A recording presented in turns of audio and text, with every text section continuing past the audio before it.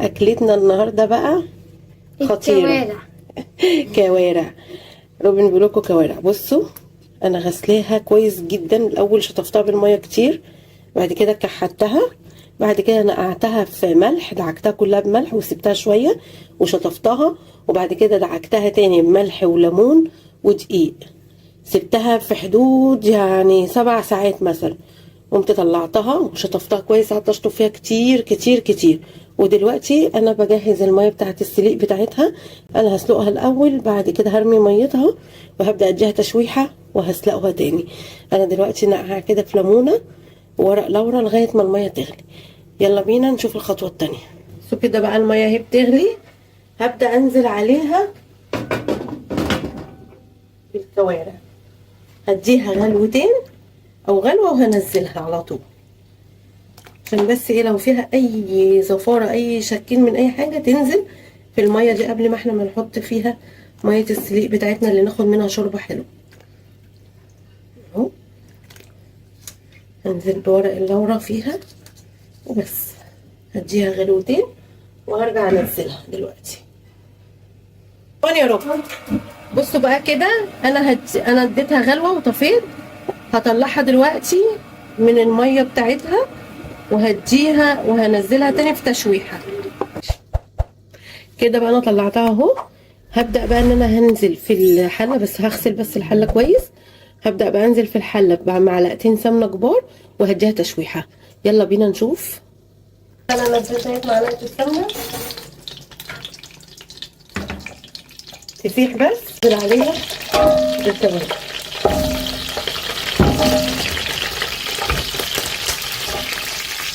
هنديها تشويحه عشان تتغلف بس، وبعد كده هنحط عليها الميه وهنديها البهارات بتاعتها.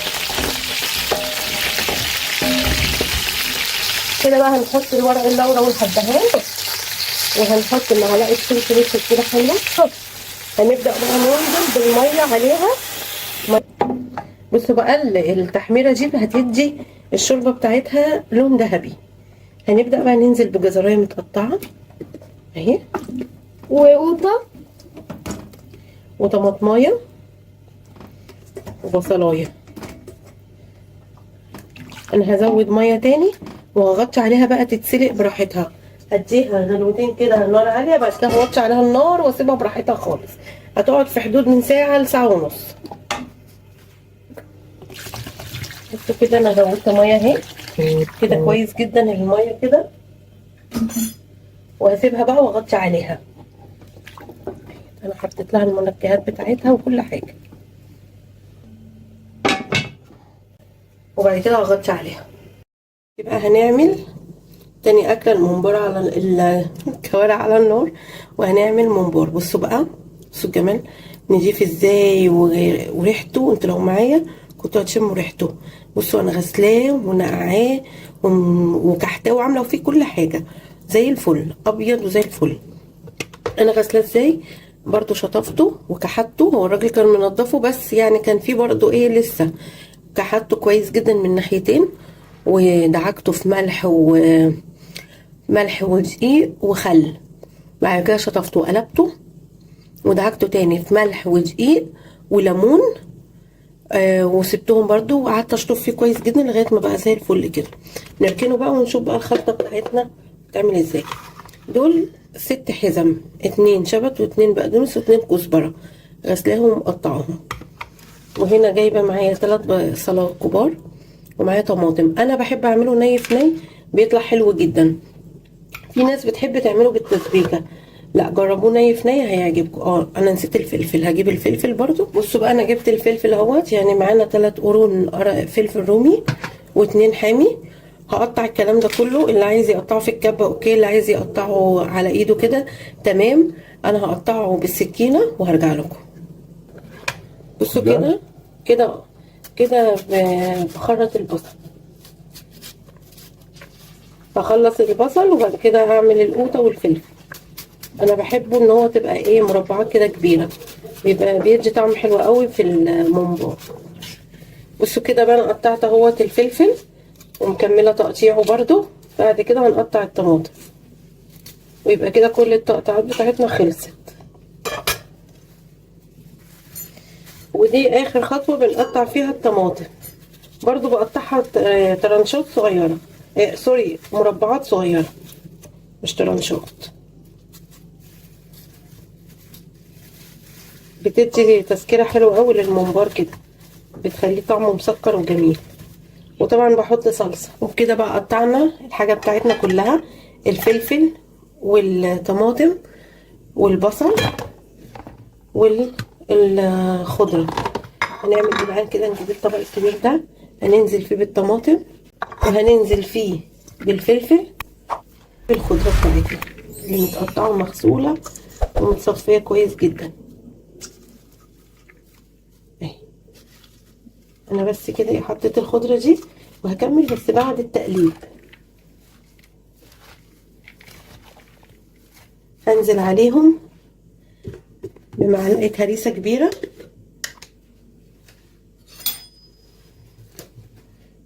معلقة هريسة اهي، تديها طعم حلو قوي وريحة حلوة. هنزل عليها ب3 معالق صلصة كبار عشان اللون كده كويس جدا. وهبدأ اقلب.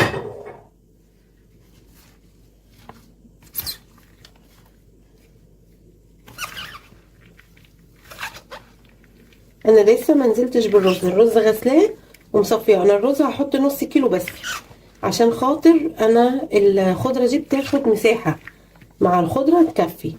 نص كيلو رز كويس جدا معاهم، ولسه التوابل. هقلب وارجع لكم. بصوا انا اديتها تقليبه عشان الخضره تهبط معايا. التوابل بقى معانا ايه؟ معانا معلقه كمون كبيره، معانا معلقه ملح كبيره، معلقه فلفل اسود برضو كبيره، كله كبير. توم باودر وبصل باودر معلقه ومعلقه، معلقه بابريكا ومعلقه صغيره شطه، عشان خاطر انا حاطه فلفل حامي وحاطه هريسه شطه، فيبقى كده حلو قوي. وبرضو هبدا اقلب، وهحط يعني في حدود 3 معالق زيت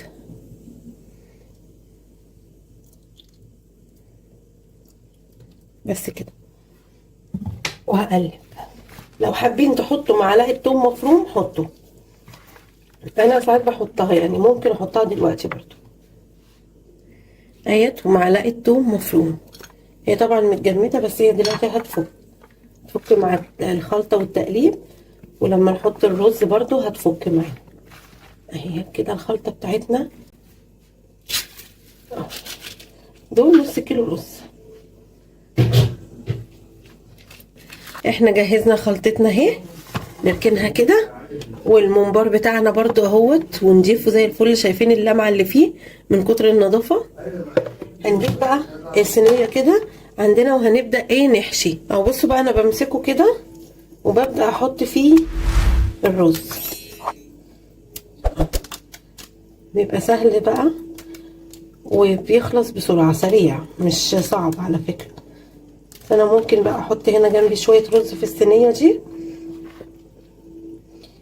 واحشي، واللي احشيه احطه ايه في طبق ولا حاجه. وما بنملهاش خالص، يعني بنخليها مبططه. بصوا بحاول ايه ادخل كده، شايفين؟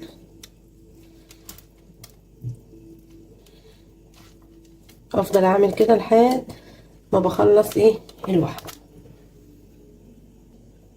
بصوا اهي بقى كده انا بخليها مبططه كده خالص اهي. وبيبقى من هنا كده فيها فضا بسيط، ناقصه بقى طبعا على شكل الرز كده اللي من بره، بس كل ده بينزل يعني. وبنجيب بقى ايه صينيه او حاجه وبحط، او طبق وبحط فيه.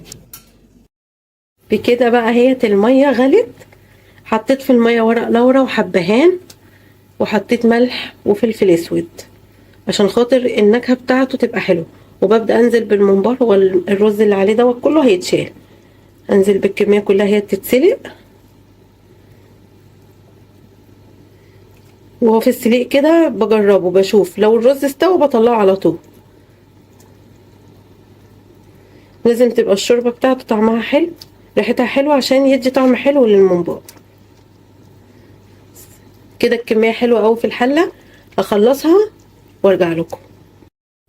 او كده بقى انا جهزت اهوت، وهبدا انزل هي لسه الصوت بتاعها ما قدحش، هستنى شويه لما تقدح. بصوا بقى كده، انا حطيت اهوت في الطاسه وبيتحمر كله، شايفين؟ لازم الزيت يطرطش. هيتحمر الناحيه دي وهقلبه الناحيه التانيه. الفته بقى بتاعتنا من شوربه الكوارع، حطيت معلقه ثوم كبيره ومعلقه سمنه ومعلقه زيت. وهبدا بقى دلوقتي احط البهارات بتاعتي، مش هحط كتير، مش هبالغ في البهارات. هحط نص معلقه ملح، نص معلقه فلفل اسود، نص معلقه كمون،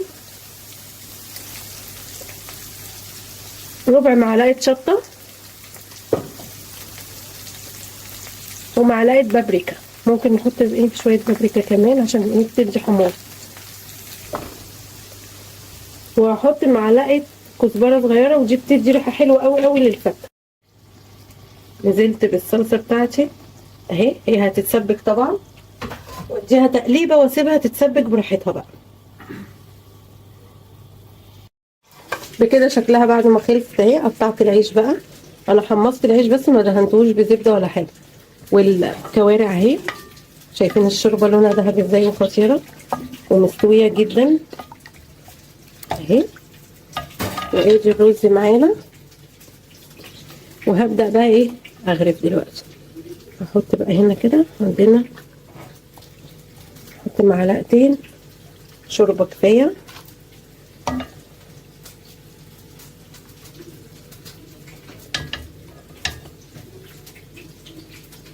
ومعانا الصلصه اهي اللي معموله بالثوم والخل.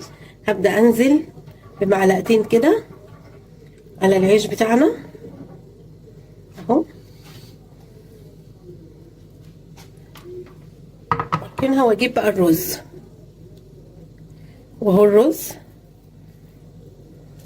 هنزل بيه وابدا افرده كده.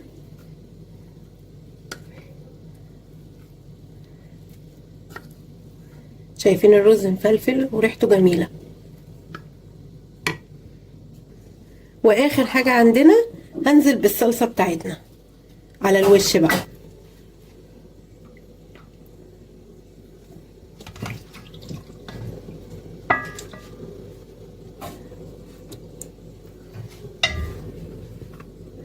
وبكده تبقى الصينيه بتاعتنا اهي كملت.